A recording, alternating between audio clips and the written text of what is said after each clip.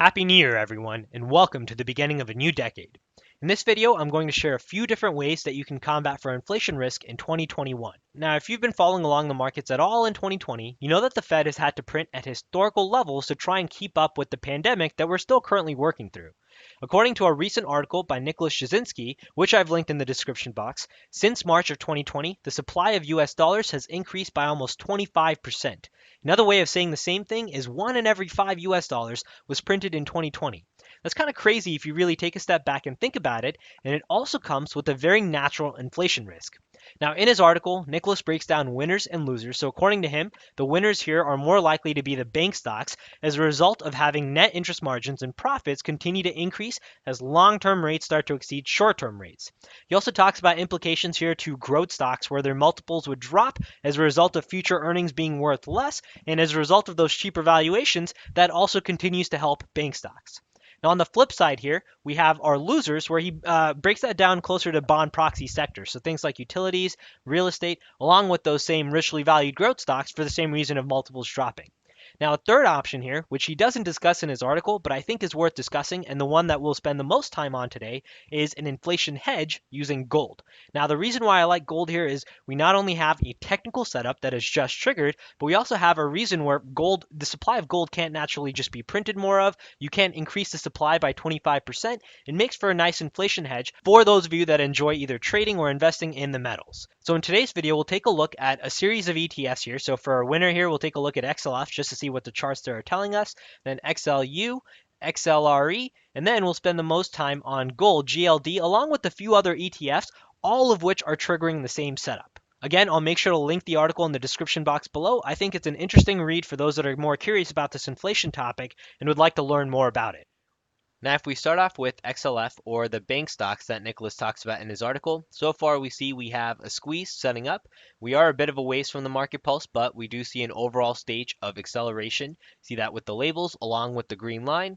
I don't necessarily like the fact how far we are in terms of our distance from the market pulse because that really just doesn't give us an entry at the edge. So any pullbacks to it I think would be interesting. Now for those of you that are maybe looking at this a bit more aggressively, I think if you looked at the actual stocks, so like if you take a look at Goldman Sachs here, you'll see Goldman Sachs is just ripping up to new highs. BlackRock was the other one that looked interesting, where we did have our squeeze signal setting up. This is where it appeared, where if you are looking at maybe some specifics that might break higher than XLF, I think BlackRock, or if you're looking for one that's pulled back a bit more, I think that was American Express here, where you had a pullback into our market pulse line, and then a confirmation away from it with our edge signal in the previous candle.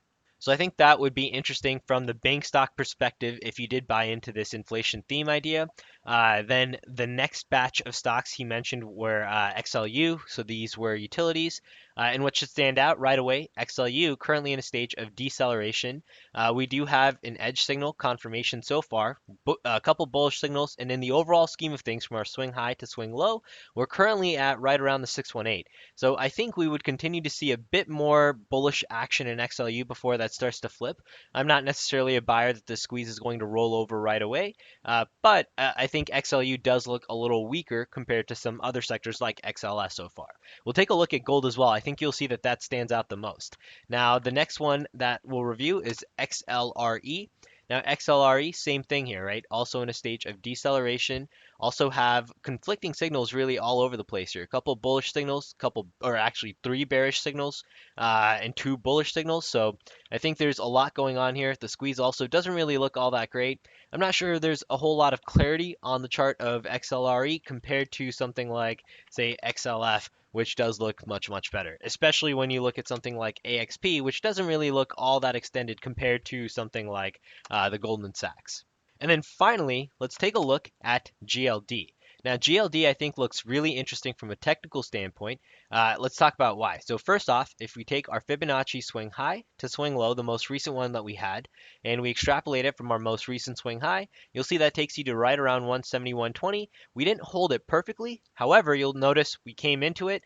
For all of our volatility box members, the edge signal acts as our overbought, oversold confirmation. And really from that point, you have one signal, That takes you to the market pulse line, which starts to act as resistance first when it's still in a stage of deceleration. And then we break above it once we get that second print. And then now, the thing that I think is interesting and why it showed up on a lot of scans, we went from a stage of accumulation, so that's this gray line right here, to acceleration. That's the scans we built in the Market Pulse tutorial. In case you haven't already seen it, those are available for free. But currently now, in gold, we have a stage of acceleration. Any pullbacks to the market pulse line, I think, would be a fabulous reason to try and add. So that's currently 174.85. It also fits into this inflation theme idea as an overall inflation hedge. I wouldn't necessarily be looking to overstay my welcome in gold if we try and use some targets here. Let me map this correctly. Swing high to swing low. That 50% retracement takes you to 180.24, which is where, really, if you were to take a look at price action, it wouldn't be all that surprising to see gold continue to rally into 180.24. Then our 50% here starts to act as a bit of resistance, gives the market pulse time to catch up.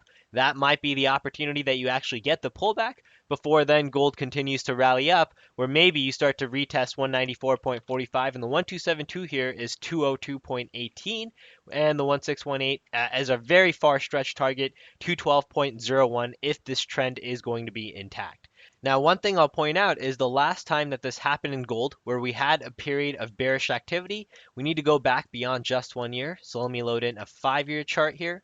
And the last time that we see any sort of bearish market pulse activity in gold, which would be, I think, the nice easy signal here, was October of 2019. So it's been quite a while, and you'll notice that after we had that bearish activity, where if I scroll back to what it probably looked like at that time, the charts, we had our edge signals that should have taken us to the market pulse line that acted as resistance. We then saw the market pulse start to go green.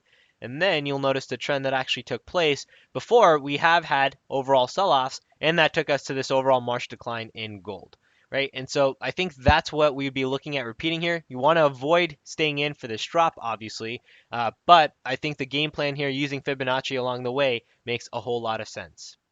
All right, so to summarize, the overall idea or theme that we were trying to build trades around in this video was inflation risk. That's all around the US supply of dollars being increased by almost 25% just since March of 2020.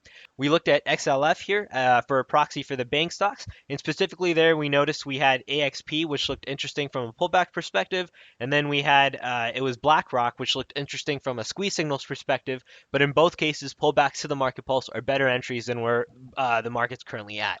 Now, from a loser standpoint, we took a look at XLU.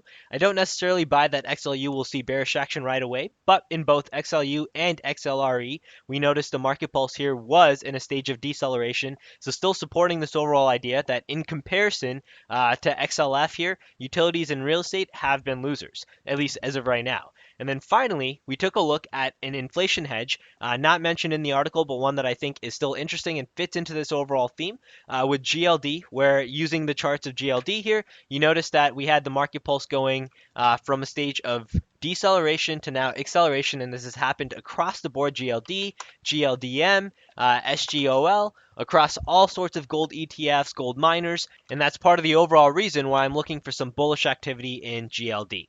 All right, hope this video helps and that you have a great start to the beginning of a new decade. Take care, everyone, and happy trading.